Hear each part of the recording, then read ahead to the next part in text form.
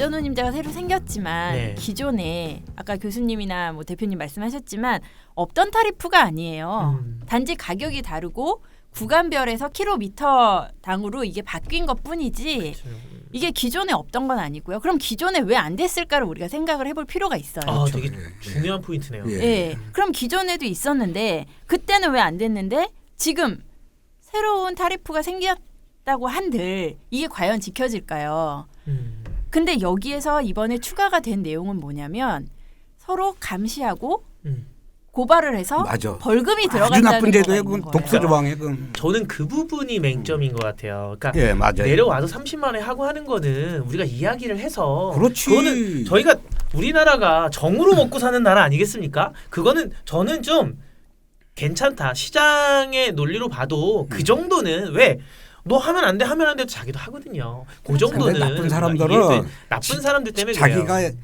빈차로 내려가서 그냥 한뭐 20-30만 원에 이렇게 해놓고 그거 영수증 갖고 가서 고자질을 신고해갖고서 벌금 때리게 할 수 네. 있다니까. 계속 이야기 들을 건데 그 부분이 네? 조금 더 진짜 제가 맹점이 걱정한 아닐까 거는 생각이 그 부분이 제일 걱정인 들어요. 거예요. 왜냐하면은 이렇게 뭔가 운임이 정해져 있고 했을 때 그럼 그 동안에는 왜 그 운임을 차주들이 못 가져갔을까 네. 생각해 봤거든요. 공급이 네네. 많아서 그래요. 차량 공급이 많아서. 그렇죠. 물론 그것도 그렇지만 기사들도요. 네. 어딘가에 소속되어 있는 지입 기사나 아니면 직원으로서 일을 하는 월급제 기사라던가 있지만 우리 또 택시 부르듯이요.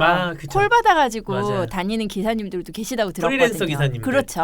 그럼 그분들도 그 사무실에서 운송사 사무실에서 해주는 걸 대신할 수는 없어요. 없죠 그거는. 하지만 그 룰은 알고 있겠죠. 네. 그러면 이분들이 콜을 받았어요. 그러면 여러 사람 중에 내가 콜을 받으려면 어떻게 해야겠어요? 더 낮은 가격으로 그렇지. 가려고 콜을 받아요. 그렇지. 그럼 다른 분들 화물 지입 사업에도 그게 기사님들도 있단 마찬가지일 거예요. 그러면 제일 중요한 거는 운송사 사무실에서도 한두 군데가 아니거든요. 뭐 대형 운송사도 있지만 소규모 운송사들도 굉장히 많아요. 그러면 그 운송사들은 저희 같은 포워더에 영업이 들어와요. 그럼 영업이 들어왔을 때 저희 이 구간 이렇게 해드리겠습니다. 기존에는 구간당 운임이었으니까요. 네 구간당. 예. 그러면 뭐 서울에서 부산까지 가는데 현재 뭐 예를 들어서 150입니다. 하면은 저희는 140에 가겠습니다. 그럼 저희도 뭐 운송사가 한둘이 아니니까 쭉 뿌리죠. 그 중에서 입찰 보듯이 제일 저렴한 운송사를 선택을 해가지고 진행을 해요.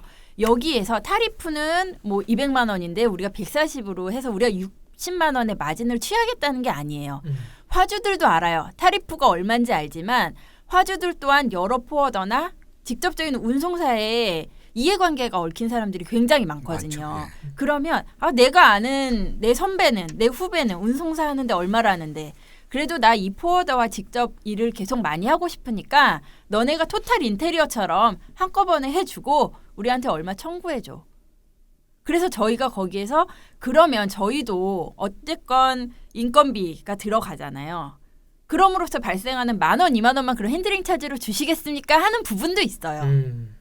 그렇게 아무래도, 많은 이윤을 창출하는 것도 아니고 그래서 그동안 정해졌던 타리프의 운임이 아마 쓸모가 없어졌을 거예요.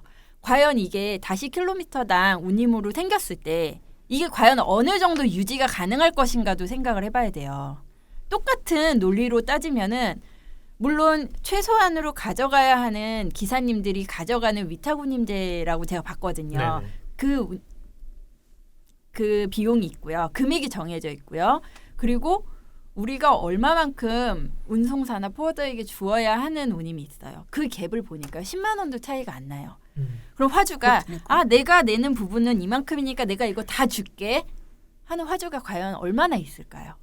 그렇게 많지는 않겠죠. 그렇죠. 당연하죠 그거는. 예, 네, 그렇죠. 그렇죠. 화주도 그 안에서 자기네 물류 비용을 아끼려고 깎을 것이고 그럼 포워더나 운송사 사무실이 과연 필요할까요? 그렇게 되면은 화주들이 직접 기사님들 일일이 컨택해가지고 보내는 수밖에 답이 없어요. 자, 그럼 이제 아까 또 한번 입장에 대해서 아까 좀 이야기를 하시려고 했는데 일단 최대한 저희가 시간이 30분이 후딱 지났어요. 네. 이게 저는 한 요 정도의 맹점이 될 거다라고는 생각했는데 이게 굉장히 시간이 빨리 지났기 때문에 아까 이제 말씀하시려고 했던 거를 거의 좀 팩트만 좀 잡아서 제가 좀 핵심을 이야기 좀 해주세요. 말씀드릴게요. 네네네. 지금 두 분 말씀이 틀린 말이 아니에요. 그러나 그러나 정확한 말이 아닙니다. 자 음. 보십시오. 자 우리 MC한테 제가 여쭤볼게요.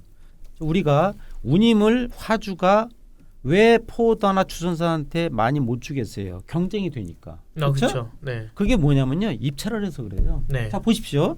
삼성이나 LG나 포스코나 현대나 기아나 한타가 엄청난 컨테이너 물량을 가지고 갑으로서 우월적 지위에서 입찰을 하면은 그걸 따려고 한진이나 세방이나 동부나 이런 주선사들이 많이 내겠습니까? 내가 가격 찍으면 저가로 내서 따겠습니까? 저가 그렇죠. 먹어야죠. 네. 그렇기 때문에 우리나라는 입찰을 해요. 네. 입찰을 하니까 100원을 주고 싶지만 화주는 지네들이 알아서 70원 받게 이런 거예요. 그럼 70원에서 밑에 운송사를 줄라니까 60원을 주고 운송사도 거기서 줄라니까 50원을 주는 거예요. 이게 현실이에요. 그러면 이게 잘못됐다는 거예요. 왜? 잘 보십시오. 자본주의는 입찰이 맞아요. 네. 하지만 잘 보십시오. 우리나라 건설은 어떻습니까? 건설도 처음에 이랬어요. 그러다가 이거 문제가 심각하다 해서 적격 입찰을 만드는 거예요. 그러니까 최저가는 안 된다. 그래서 모든 우리나라 공사는요. 최저가가 아니에요. 이제. 무슨 말이냐면 지금 아파트에 저도 아파트 일을 하고 있는데 그런 아파트나 조그만 이런 공사도 최저가로 낙찰 안 합니다. 네. 그러니까 얼마 이상은 이 가격을 중간으로 해서 거기서 맞춰요. 그래서 그 로또처럼 해야 돼요. 무조건 최저가는 안 되는 겁니다. 그걸 왜 만들었겠어요? 건설에서 하도 덤핑 쳐가지고 부실공사가 엄청 되니까 많았죠. 맞아요, 국가에서 맞아요. 제도적으로 건설업을 1군, 2군, 종합건설, 전문건설을 나누고 1군, 2군 나눠가지고 적격 입찰이다. 최저가가 아니다. 마찬가지예요. 운임도 이거예요. 내가 면 어떻게 돼요? 자본주의 논리에서 힘센 놈이 야 입찰이야. 그러면 제일 싼 놈한테 주면 돼. 그게 자본주의예요. 그러면 내려가면은 차주는 50원밖에 못 받는 거예요. 이게 안 된다 이거예요. 그러니까는 화주가 100원을 줘야 되는데 타리프대로 100원을 안 주잖아요. 왜? 입찰을 통해서. 그 입찰이 올바르냐? 그건 아니다 이거지. 그래서 국가에서 이런 식으로 내깔려 두면 안 되겠다. 그래서 이런 입찰제가 이상적인 것 같지만 결국은 우월적인 지혜에 의해서 입찰을 하게 되면 낮아지는 거야. 가격은 자본주의에서. 그렇죠? 근데 이 공급하는 사람, 다시 말해서 차주들은 시장에서 퇴출이 안 되거든요. 계속 연명하거든. 이게 네. 줄어들어야 운임이 올라가는데 공급이 계속 여전히 있기 때문에 이게 운임이 올라갈 수가 없는 거예요. 그러니까 저는 이런 거예요. 근본적으로 물론 자본주의의 논리, 경쟁의 논리 다 좋다 이거지. 그건 저도 뭐 상달나기 때문에 당연히 그거는 맞는 말이에요. 맞는 말인데 그러다 보니까 힘센 놈, 갑질, 우월적주의가 이 세상을 지배할 수밖에 없는 거예요. 그러니까 그런 것 때문에 이 사회적 약자랄 이런 최저임금, 최저운임이 나오지 않는가 저는 생각이 돼요. 그래서 안전운임은 바로 안전한 거다. 그렇지. 생계를 위해서 최소한의 안전한 과속, 과로, 과적을 하지 않게끔 하는 운임이지. 그러면 중간에 포더나 주전사가 아까 말씀하셨죠. 10만 원 먹으면 안 되죠. 하나당 10,000원, 20,000원 먹고 냉겨라 이거예요. 제 얘기는 중간에 플레이어들이 먹는 거를 이게 개수가 곱하기 10개, 100개, 200개 돼 보세요. 커요. 그러면은 뭐 사무실 전화 하나 갖다 놓고 하는 사람들이 주전사인데 그렇죠? 물론 이제 사람도 뽑겠지만 너무나 과도하게 중간에서 냉기면 안 된다. 최소한의 만약에 그 다단계가 필요하다면 네. 최소한의 마지막 먹어라. 근데 또 다단계도 필요 없어요. 왜? 쿠팡이 왜 나온 겁니까? 농산물 직거래예요. 요즘 세상은 이커머스 세상이야. 직거래야. 중간에 도소매가 필요 없는 거예요. 근데 우리는 여전히 화물 운송에서 이 도소매를 주장하고 있는 거예요. 저는 이제 이 플랫폼을 만들어 가지고 이 화주와 차주와 다이렉트로 연결하는 이런 어떤 범국가적인 화물 정보망을 구축해서 제가 이제 그것도 국토부 가서 얘기했는데 지난주에 이걸 구축해서 직거래식으로 가져야 된다. 아니면은 최소한 플레이어들이 중간에서 여러 가지 역할을 하니까 화주를 대행해서 뭐 총괄적으로 다 위탁받아서 하는 거니까 이 국제 운송의 한 부분이니까 국내 운송이 그러면 그런 부분에서 애를 쓰니까 그 부분에 대해서는 최소한의 마진을 먹어라 이거지. 근데 그걸 마진을 너무나 다단계로 먹다 보니까 마지막 차주가 모든 목숨은 이 사람이 걸어요. 사고 나면 차주가 책임지지 포도가 책임지는 것입니다. 그건 계약에 대한 책임이겠죠. 그러나 결국은 생명을 바치고 차가 망가지고 보험을 들거나 다 차주예요. 그러니까 차주가 리스크를 부담하는 거에 비해서는 너무나 적은 마진을 취하고 있다. 오케이. 여기까지 한번 딱 들어보겠고요. 제가 일단 말씀드릴게요. 네, 잠시만요. 여기선 제가 정리는 안 할 건데 네. 짧게 네. 이야기를 좀 부탁드릴게요. 네. 그, 네. 지금 뭐 아까 뭐 10만 원 먹는다 그랬는데 10만 원 먹는 저기 그런 건 없죠. 10만 원못 아니, 먹어요. 그런 건 없는데. 아니, 저도 너무 아까 그 너무- 말씀하시는데 조금 아 너무 일해갖고 10만 원이면 너무 좋겠는데요. 너무 저기 야, 이거 큰일 언론을 아니 예를 들어서 언론을 헛가지 너무 마세요 크게 교수님. 이건 뭐 전부 저기 화물 주선업체 있는 사람들이 들으면 열받겠어요. 그러실까봐 아, 나 지금 그런데 큰일 났다, 그건 이거. 그렇고 네, 나가야 되나? 아니 1차 산업에서는 직거래가 가능해요. 1차 산업은. 네. 근데 서비스 업종은 직거래라는 게 어려운 겁니다. 엄청 어려워요. 그렇기 때문에 이게 이런 제도가 생기는 거지. 왜 직거래를 할 수 있으면 아까도 제가 서두에서도 말씀드렸지만 할 형편이 안 되잖아요. 그분들이. 그래서 그 중간 그 주선업체를 쓰는 거잖아요. 차주님들이. 그거는 어쩔 수 없는 논리야. 그러면 자기가 영업하고 저기 하면 거기 들어가는 분을 걔들 커미션으로 준다고 생각을 해야지. 내 영업 포지션을. 내가 차비 들여서 밥 사주고 술 사줘가면서 하는 걸 그 사람들 커미션으로 줬다고 생각하면 속이 편한데 그거 주는 게 아까워서 지금 직거래한다고 그랬는데 지금 교수님은 이 업계에서 뭐 30몇 년 하셨다고 그랬다는 분이 왜 그런 걸 이해를 못 하십니까? 이해를 못 하겠어요. 자, 이 얘기. 예, 제가 그러면 한 말씀 더 얹으면요. 말씀을 좀 얹으면 그 아까 건설사 말씀을 하셨는데 건설사는 철근 하나 빼고 못 하나 뺄 수 있어요. 하지만 저희는 서비스업이에요. 서비스업 같은 경우에는 그렇게 할 수가 없어요. 그럼 내가 화주 입장이라고 해도 어차피 그쪽에서 들어오는 게 다 똑같은데 이왕이면 같은 차를 배차할 수도 있는 거예요. 포워더는 그쵸. 다르지만 그러면은 저 같으면 최저로 선택을 할 것 같고요. 그리고 기사님들이 이렇게 뭐 목숨 바쳐서 운송을 진행을 하신다고 하는데 뭐 말씀 직접 하셨다시피 그분들은 사업가예요. 다 사업자들이고 그거를 제 생각에는 안전운임제로 해서 그분의 최저 운임을 보장해 드릴 게 아니라 그분들이 이만큼 하시면 안전운임으로 비용을 가져가시면 그분들이 뭐 2개 할 거 3개 안 하겠습니까? 시간만 나면 어떻게 해서든지 기회만 하루에 있으면 다 해야 기회만 되겠죠. 있으면은 하는 다 거예요. 뭐 2번 하실 거 3번도 돈 되는데 하시고 안 할 사람이 어디 있어요? 그렇죠. 배차를 받기 위해서 그럼. 아마 노력을 하실 거예요. 오히려 그분들을 하루에 운송하는 횟수를 줄이는 게 더 낫죠. 게다가 서울에서 부산까지 가는 차주들은요. 2번 왔다 갔다 정도 하실 수 있어요. 왕복 운임을 받을 수 있죠. 아까도 얘기했지만 그렇죠. 그래서 내려갈 때는 테리프 운임 받으려고 그러면 못해. 짐을 못 잡아.